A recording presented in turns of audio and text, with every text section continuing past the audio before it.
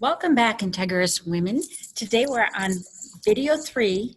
It's all about asking generative questions. And if you're following along in your workbook, we're on page 15.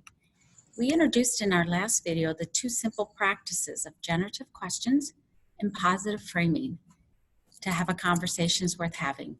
And if you actually have the book, on page 46, we talk about that these practices are interwoven, just like the picture is here. And you may start with positive framing, you may start with generative questions, but as we go through the video series, this one will be about generative questions. So Sherry, how about if I throw it over to you and you explain to them just what is a generative question, why they are important? Sure, great question. So a generative question does one of 2 things. The first thing it does is it changes the way people think.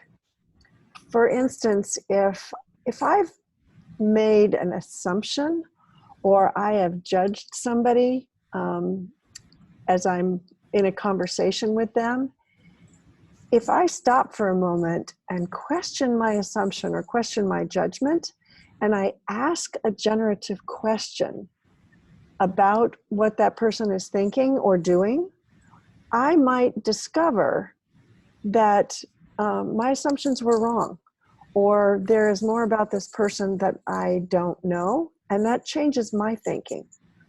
Or I might ask someone else a question. For example, if someone is complaining a lot about a group, I can give you a specific example of a manager complaining about some of her office colleagues and going on and on about how they don't do anything and they don't follow through. And by asking a simple question like, do you have anybody in your office that works well? She started in on a whole different conversation. So it changed the way she was thinking, and it changed the outcome of the conversation. The second thing a generative question does is it stimulates compelling images for people to act on. For example, let's go back to the office again, of someone complaining about procedures or complaining about the way something is organized. If I were to ask a question that said, well, what would it look like if you were organizing it? It begins to create images of what else it could look like. And then I might ask a question like, well, who could we talk to about possibly implementing your organizational design? So that begins to change not only the thinking, but the images for acting. And some examples of generative questions might be, how do you see it? Or what might be possible if we merge these 2 ideas together? Or how might we work best together instead of what's going wrong between us? You know, I'm going to add, Sherry, that generative questions are showing that you're leaning in, you're curious, and you're engaged. One of my favorite generative questions is what I call the wish question. You know, tell me what wishes you have here to make this a better organization. Mm-hmm. And people will look at you and tell you the things that they're dreaming and wishing for this organization. So one of the important things to remember is that often, if you think back to the last video where we talked about being triggered and your reptilian brain kind of kicking in, which often happens if somebody criticizes you or you feel threatened, or something's going on that you're judging the other person. We recommend before you engage in a conversation, you pause, you take a deep breath, and get curious. Get curious first about what's going on for me. So asking yourself some generative questions. Are my assumptions right? What else might explain what just happened? Do I have all the information? And when you begin to ask yourself those questions, it shifts your thinking and often throws you into a place of curiosity or wonder. And that puts you in your frontal lobe. And when you have a conversation from the front part of your brain, you're much more able to connect and have a conversation worth having. So next time you think about generative questions, we're hoping you'll think not about the reptile, but Curious George that we have here. So generative questions really begin to flip your mindset. Asking yourself questions you're in a place of protect, it's not healthy for you. It's not healthy for the people that you engage with. And asking generative questions, as Sherry mentioned, allows you to connect so that people are thriving and flourishing anytime, any place, in any situations. And it's a new way for many of you of asking a question. I could ask a question. Tell me how communication is. I don't know if you're going to go negative, and then we're going to get really good at why all the things we're doing wrong. I don't know if you're going to get positive. But a generative question would say, let's talk about the times we best communicate. What is that like? And what do we want more of to be effective communicators in this setting? So if you're looking at, oh, go ahead, Sherry. And I just want to add one other thing is that we often focus more heavily on the conversations we're having with other people. But this goes the same for the conversations you're having for yourself. So when you start in on a negative spiraling conversation about, oh, I made that mistake again, or I'm never going to be able to finish this project on time, or I am so nervous about this presentation, and you start thinking about what you're going to do wrong. That's a great time to do what Jackie just said and ask yourself generative questions that will flip your mindset. What kinds of questions, Jackie, would you ask yourself if you were in a negative spiral? I would ask myself, first of all, I would do the Curious George thing. And if you're following your workbook on page 16, you would pause, breathe, get even curious about yourself and ask myself, what assumptions am I making? What's really going on here? How do I want to see this through? What's best for me and Sherry? How do we move forward? How do we move forward together? And that's a conversation worth having so that it's a win-win for both of us. Yeah, and you can ask yourself questions like, well, when did I do a presentation and I really nailed it? What did I do? What was it that helped me nail it? Or is it really true that I'm this terrible person I'm making myself out to be? Is it absolutely true?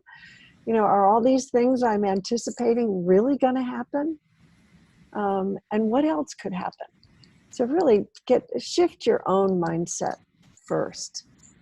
And so in our workbook on page 16, we have like 3 scenarios. And this could be a good time for you to pause the video and put these into practice. And I would encourage you, if you haven't downloaded the conversational toolkit, to download it. There's a set of generative questions, and it's a new practice for you. And it's a way of asking questions that deepen understanding. You want to learn more. You want to create solutions. And you start to begin to create environments that work for all. I'll give you an example. We're reading page 16. So why don't you pause, take a few minutes, click on and come back. Okay, if you're clicking on and you're back now, I'm going to read to you the 3 scenarios that are on page 16, and Sherry is going to help come up with some generative questions. The first one was, Sarah is complaining about office procedures. It could be an office procedure that, we're not going to have any laptops at meetings anymore, no phones. How would you react to that office procedure, Sherry? So if Sarah's complaining about that procedure, I might ask her first, why do we all need our laptops and our phones at our meetings? And Sarah might come back. I'll be Sarah from Elsie, because these meetings are 2.5 hours. There's a lot going on. And, why can't we have more productive meetings if you don't want me to bring in any communications?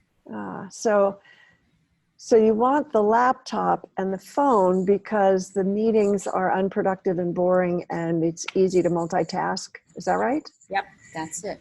So I wonder whether or not we might go to our manager, because she's the one that puts all these meetings together, and talk about how we might make them more efficient, so that instead of putting a rule in place, we actually solve the real problem, which is inefficient meetings.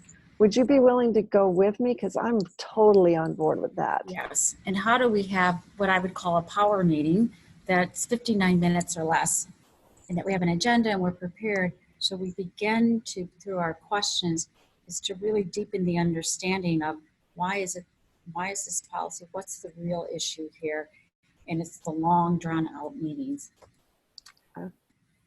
Okay. So as you work through these scenarios, you want to do one more, Sherry, from the Sure. Okay. How about this one? Marta is always 10 minutes late for the early Wednesday morning meetings. It's quite annoying to everybody there that's on time, if not early. What's a generative question you might ask? Marta, can you tell me why Wednesdays you're always late? Because you're typically not late, but every single Wednesday you are. What's going on? And if I was Marta, I might say, you know, Sherry, Monday and Wednesdays and Friday mornings are the day I have to drop Connor off to daycare. And I can do early morning meetings Tuesday, Thursday. Even if we push the meetings to 8:45 on Monday, Wednesdays, it would help me out. So let's bring that up at the next meeting, because that's important for everybody to know. I think nobody realized that, and my guess is when we set these meetings, nobody asked anybody about the timing. So again, what you see here with generative questions is you're curious, you're deep in understanding, and you're trying to come up with solutions as a team. You know, in Marta's situation, we're together in a work environment 40 hours a week. Is there another time to have a meeting that works for all? Yeah, and it's really, these are really opportunities for you to challenge your assumptions and catch yourself jumping to conclusions about people, and instead ask a generative questions, find out the information, make sure that your assumptions are accurate. Yeah, so at the end of this video, number 3 here, once again on page 17 in your workbook, we have applications and journal exercises, and we encourage you to go out to Conversations Worth Having today, and you can look at some of our boot camps that are on the website as well. Thank you so much for today. Have a great time between now and the next video, and ask questions, especially generative ones.